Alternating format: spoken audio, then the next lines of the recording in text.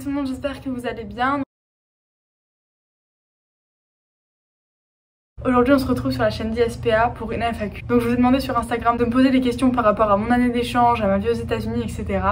Et du coup je vais y répondre dans cette vidéo. Donc j'ai sélectionné les questions qui revenaient le plus et qui étaient plus intéressantes. Est-ce que je suis en contact avec mes amis en France? Donc forcément je suis encore en contact avec mes amis en France et je pense que d'ailleurs c'est super important parce que si je reviens après un an sans avoir donné de nouvelles, enfin je trouve que c'est pas forcément une très belle preuve d'amitié.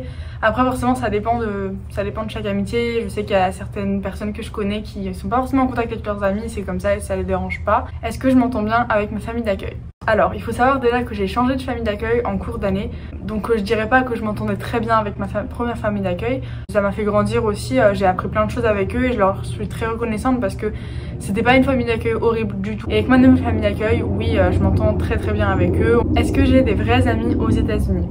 Alors la notion d'amitié ici elle est vraiment différente, enfin les amitiés se construisent de façon différente comparée à en France, mais j'ai quand même de vrais amis aux États-Unis. Donc déjà j'ai ma soeur d'accueil et après j'ai d'autres amis, enfin du coup qui sont pas avec qui je vis pas forcément, mais qui sont vraiment des très bons amis avec qui je sais que je vais rester en contact bien après. Comment était ma rentrée et quelle a été la réaction des gens quand ils ont appris que j'étais française? Ma rentrée s'est passée super bien, je suis rentrée à l'école le 20 septembre, la rentrée de mon lycée c'était le 10 août, donc le fait que je sois rentrée en retard, j'étais assez paniquée, j'avais peur de plein de trucs parce que du coup c'était pas la rentrée pour tout le monde, les gens étaient déjà rentrés un mois avant.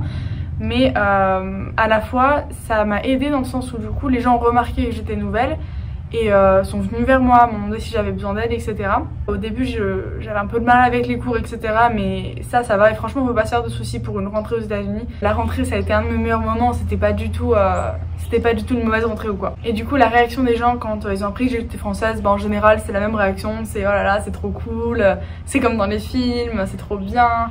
Être étudiant d'échange c'est mon rêve, enfin bref, plein de choses, vraiment des réactions super positives. En général ils s'intéressent beaucoup à la culture, mais en général les gens ils ont pas appris que j'étais française parce que je leur ai dit, puisque quand je les ai rencontrés au début, donc quand mon accent en français était très fort, ça se devinait à la première phrase que j'étais française. En général les gens me demandaient si j'étais française. Quel a été le moment le plus dur quand j'ai changé de famille? Donc le changement de famille c'est vraiment pas quelque chose qui arrive à tous les étudiants d'échange, faut pas s'en inquiéter, et puis même si ça arrive c'est pas forcément quelque chose de négatif, c'est comme ça et ça fait partie de l'expérience aussi. C'était pas un moment qui a été... Alors ça a été dur, mais c'était pas horrible. Vraiment c'est pas aussi horrible que ce qu'on pourrait s'imaginer.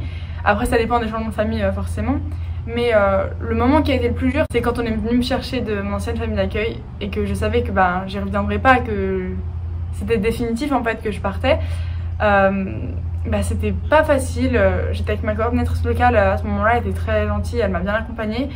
Mais c'était franchement pas un moment qui était facile parce que j'ai jamais dit au revoir par exemple à ma mère d'accueil. J'ai pas eu d'au revoir avec la plupart des membres de mon ancienne famille d'accueil. Donc c'était pas forcément super facile, mais après c'est comme ça et j'ai quand même vraiment gagné au change avec ma nouvelle famille d'accueil. Si ma famille d'accueil voyage, est-ce que je dois payer ou alors est-ce que c'est eux qui payent? Alors je sais que ça dépend de toutes les familles d'accueil, il y en a certaines qui vont offrir, d'autres qui vont demander de payer, d'autres qui vont vouloir que vous ne veniez pas avec eux. Moi je pars du principe qu'en général je paierai parce que je me sentirais pas forcément de me faire offrir des vacances. Et puis après je pense que c'est comme ça que ça se passe dans la plupart des familles d'accueil.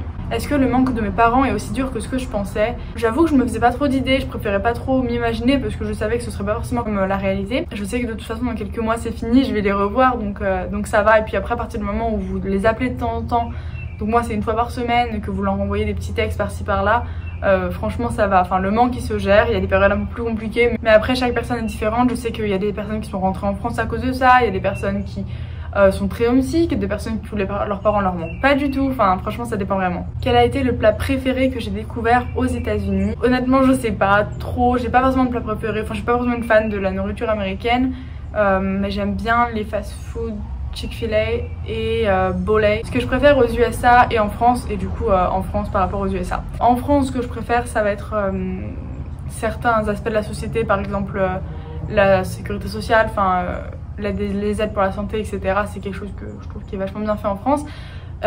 Et aux États-Unis, j'adore le fait qu'il y ait énormément de sport dans les lycées américains et que ce soit une part importante de leur vie. On a plus de plaisir à aller au lycée aux États-Unis qu'en France, enfin du moins pour ma part. Comment ça se passe avec mes amis et ma famille? Alors du coup, si tu parles par rapport aux États-Unis, mes amis et ma famille d'accueil, ça se passe vraiment très bien. Et avec ma famille, comme je l'ai répondu, on se manque, mais franchement c'est bon. Enfin, je sais qu'on va se retrouver bientôt. Est-ce que je suis contente de mes 6 premiers mois? Oui, j'en suis très contente. J'ai l'impression que ça fait une éternité que je suis partie. À la fois que je suis partie il y a une semaine. J'en suis très contente. J'ai accompli accompli énormément de choses, j'ai appris une nouvelle langue, j'ai progressé dans plein de choses. C'est une expérience qui m'a apporté énormément intellectuellement, socialement, enfin j'ai appris à faire plein de trucs et je suis beaucoup plus indépendante maintenant. Donc ouais, je suis très contente de ces premiers mois. Est-ce que mon niveau d'anglais a augmenté? Alors oui, je pense que c'est à peu près inévitable quand on change d'endroit que le niveau de la langue parlée du coup dans l'endroit augmente. Je suis partie avec un niveau B2 presque C1, donc c'est un niveau que de compréhension, je comprenais à peu près tout, à peu près hein, si on parle doucement. Et après j'arrivais à m'exprimer, mais j'avais besoin de penser à ce que je voulais dire, un peu traduire par le français, etc. Maintenant c'est bon, par exemple au début dans les contrôles d'histoire j'avais le droit à un dictionnaire à côté, etc. Maintenant j'en ai plus du tout besoin. Je comprends parfaitement, enfin après il y a forcément de vocabulaire à des moments spécifiques, mais en général je comprends. Et après je parle, j'ai pu avoir des discussions qui peuvent durer des heures et des heures sans avoir de blanc. Donc en soi c'est plutôt bien. Est-ce que les cours aux États-Unis sont plus faciles qu'en France? Donc en tant qu'étudiant en échange, étant donné qu'on ne parle pas forcément la langue, ils sont pas forcément super faciles au tout début, mais après avec le temps ils deviennent de plus en plus faciles.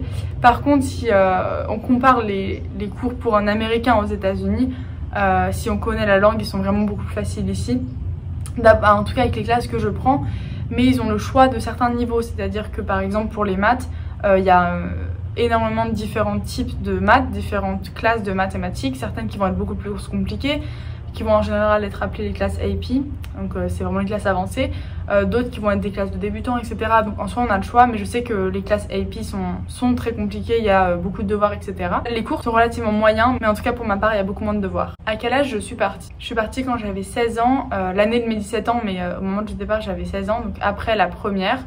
Et là maintenant du coup j'ai 17 ans et quand je reviens je referai une terminale en France. Est-ce que je m'ennuie avec ma famille d'accueil ou avec les cours aux États-Unis? Avec ma première famille d'accueil beaucoup, je faisais presque rien de mes après-midi. Mais depuis que j'ai changé de famille d'accueil, on fait des choses et même si on n'en fait pas, je sais que je peux parler avec eux, qu'il y a toujours des occupations à faire à la maison. Et quand il n'y en a pas, je sais pas, c'est moins difficile à vivre parce que je m'entends bien avec eux et que ça va, en fait on s'ennuie pas trop. C'est comme en France, il y a des moments où on s'ennuie mais c'est pas terrible du tout.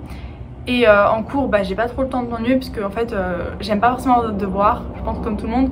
Donc je fais mes devoirs en classe, en plus de faire les trucs qu'on doit faire en classe. Donc en cours j'ai pas le temps de m'ennuyer, j'essaie de travailler un maximum pour pas avoir à travailler à la maison. Est-ce que j'ai fait un carnet de voyage de cette année?